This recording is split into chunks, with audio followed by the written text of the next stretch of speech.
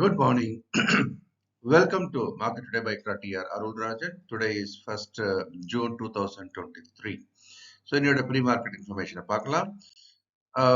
நேற்றுக்கு முடிஞ்ச அமெரிக்க சந்தை சற்றே வலுவிழந்து முடிந்திருக்கிறது நம்ம பார்க்குறோம். Tau Jones minus 0.41% and S&P 500 minus 0.61% and Nasdaq also இதுதான் மைனஸ் தான் மைனஸ் 0.63%.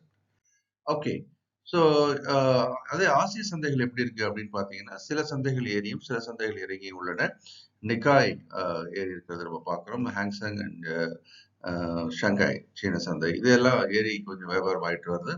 அதே சமயம் சவுத் கொரிய சந்தை மற்றும் தாய்வான் சந்தை போன்றவை எல்லாம் வந்து இறங்கி வியாபாரமாகி வருது. இது வந்து ஒரு மிக்ஸ்டு பேக் அப்படின்னு நம்ம சொல்றோம். இதற்கு அடுத்து அப்படின்னு பார்த்தீங்கன்னாக்கா நமக்கு நம்முடைய சந்தை எப்படி வியாபாரம் ஆகலாம் அப்படின்றதுக்கான முன்னோடியாக நம்ம எஸ்ஜிஎக்ஸ் நிஃப்டியை பார்க்குறோம்.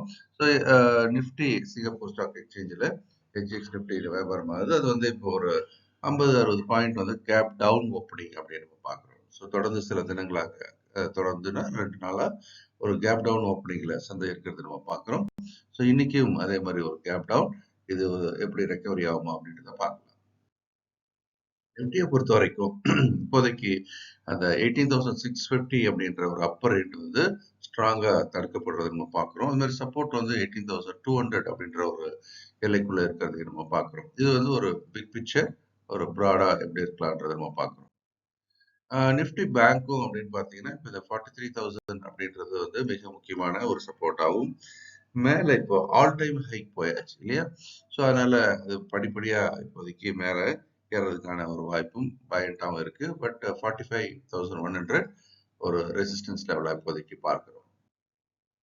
மேக்ரோ எக்கனாமிக்கல் ஃபேக்டர்ஸ் அப்படின்னு நம்ம பார்க்கும்போது 10-year bond yield 3.67%, dollar index 104.22, ஒரு பெரிய மாற்றம் இல்லாமல் இந்த மேக்ரோ ஃபேக்டர்ஸ் இருக்கிறதுனால இது வந்து நேரடியாக நமக்கு பங்கு சந்தைக்கான பெரிய பாதிப்பு இல்லை.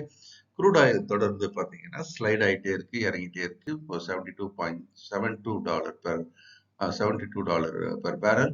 ஸோ இதுவும் வந்து ஒரு முக்கியமான ஒரு விஷயம். இந்தியாவுக்கு சாதகமான அம்சம் தான் அதிக அளவில் இறக்குமதி செய்வதனால. கோல்டு பொறுத்த வரைக்கும் ஒரு $10 ஏறி இருக்கு, $1,964 பெர் அவுன்ஸ் அப்படின்னு சொல்லிட்டு. யூஎஸ்டி ஐஎன்ஆரும் பெரிய மாற்றம் இல்லை, 82.73. ஆக மேக்ரோஸ்ல பெரிய எந்த சேஞ்சஸும் இல்லை. அதனால நம்ம மார்க்கெட் அப்படின்றதும் இப்போதைக்கு குளோபல் ஃபேக்டர்ஸை பொறுத்த வரைக்கும் சப்டியூட்டதா இருப்பதாக எடுத்துக்கொள்ளலாம். யூஎஸோட மற்ற ஃபேக்டர்ஸ் அப்படின்னு நம்ம பார்க்கும்போது மேக்ரோ எக்கனாமிக்கல் ஃபேக்டர்ஸ்ல டெட் செல்லிங் கிரைசிஸ் ஏற்கனவே ஒரு முடிவுக்கு வந்தாச்சு. இன்னும் அடுத்த வாரம் வந்து அது வந்து எழுத்து மூலமாக அதை பண்ண வேண்டிய வேலை தான் பாக்கி. பட் பேச்சுவார்த்தை எல்லாம் சுமூகமாக முடிந்ததாகவே எடுத்துக்கொள்ளப்படுகிறது. இன்னொரு எதிர்பார்ப்பு என்ன அப்படின்னு பார்க்கும்போது யூஎஸோட மத்திய வங்கி ஃபெட் ரிசர்வ் வந்து இன்ட்ரெஸ்ட் ரேட்டை பாஸ் பண்ணுமோ என்ற ஒரு எதிர்பார்ப்பு தற்போது கூடி வருகிறது. இந்தியாவோட ஜிடிபி Q4 ஜிடிபி அப்படின்றது வெளியே வந்திருக்குது 6.1% அப்படின்னு சொல்லிட்டு. அந்த 2022 and 23 அப்படின்றது வந்து 7.2%ல அப்படின்றது ஒரு தகவலா பார்க்கப்படுது. இந்த தகவலா ஏற்கனவே சந்தைக்கு வெளியில வந்த தகவலா தான் இருக்கணும். இந்த நம்பர் வரலன்னா கூட இதுதான் இந்த டைரக்ஷன்ல இருக்கும் அப்படின்னு சொல்லிட்டு நம்ம Q4 ரிசல்ட்ஸ், கம்பெனி ரிசல்ட்ஸ் வரும்போது ஓரளவுக்கு சந்தை அதை கணிச்சிருக்கும்.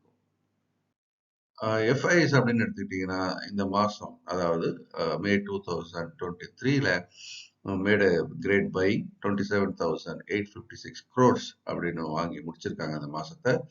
அதே சமயம் டிஐஎஸ் அப்படின்னு எடுத்துக்கிட்டா அவங்க 3,306 crores செல்லர்ஸாக முடிச்சிருக்கிறாங்க. ஆக இந்த மே மாதம் வந்து மிக வலிமையான ஒரு மாதமாக எஃப்ஐஎஸோட பெரிய வாங்குதல் மூலமாக ஏறி முடிஞ்சிருக்கிறத பார்க்குறோம். இந்த ஜூன் மாதமும் தொடருமா அப்படின்றத பார்க்கலாம். நீங்க ஒரு டெக்னிக்கல் போர்ட்ஃபோலியோவை தயார் பண்றதுக்கான ஒரு உதவி இது. நிஃப்டி 50ல இருந்து 10 கம்பெனி நீங்க தேர்வு பண்ணிக்கிங்க. அதை எங்க என்ட்ரி பண்ணலாம், எக்ஸிட் பண்ணலாம்ன்றதுக்கான ஒரு support swing trade point of வியூல ஷார்ட் டேர்முக்கு.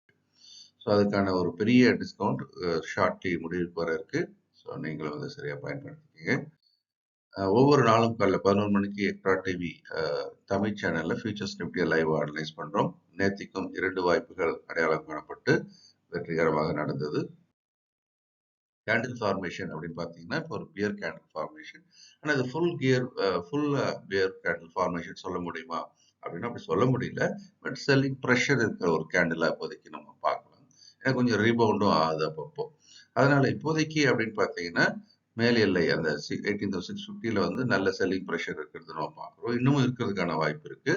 அன்லஸ் அதர்வைஸ் வேற ஏதாவது ஒரு பெரிய பாசிட்டிவ் ட்ரிகர் வந்தாலுடைய இப்போதைக்கு இதை 18,650 தாண்டது கடினம் அப்படின்றத நம்ம எடுத்துக்கணும்.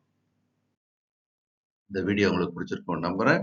லைக் பண்ணுங்க, ஷேர் பண்ணுங்க, உங்களுடைய கமெண்ட்ஸையும் கீழே போடுங்க. இந்த நாளும் இனிமையான நாளாக இருக்க என்னுடைய மனமார்ந்த வாழ்த்துக்கள். இந்த வீடியோ உங்களுக்கு பிடிச்சிருக்கும் நம்புறேன். நீங்களும் லைக் பண்ணி ஷேர் பண்ணுங்க, உங்களுடைய கமெண்ட்ஸையும் போடுங்க. இந்த நாளும் இனிமையான நாளாக இருக்க என்னுடைய மனமார்ந்த வாழ்த்துக்கள். இந்த வீடியோ உங்களுக்கு பிடிச்சிருக்கும் நம்புறேன். நீங்களும் லைக் பண்ணி ஷேர் பண்ணுங்க, உங்களுடைய கமெண்ட்ஸையும் போடுங்க. இந்த நாளும் இனிமையான நாளாக இருக்க என்னுடைய மனமார்ந்த வாழ்த்துக்கள்.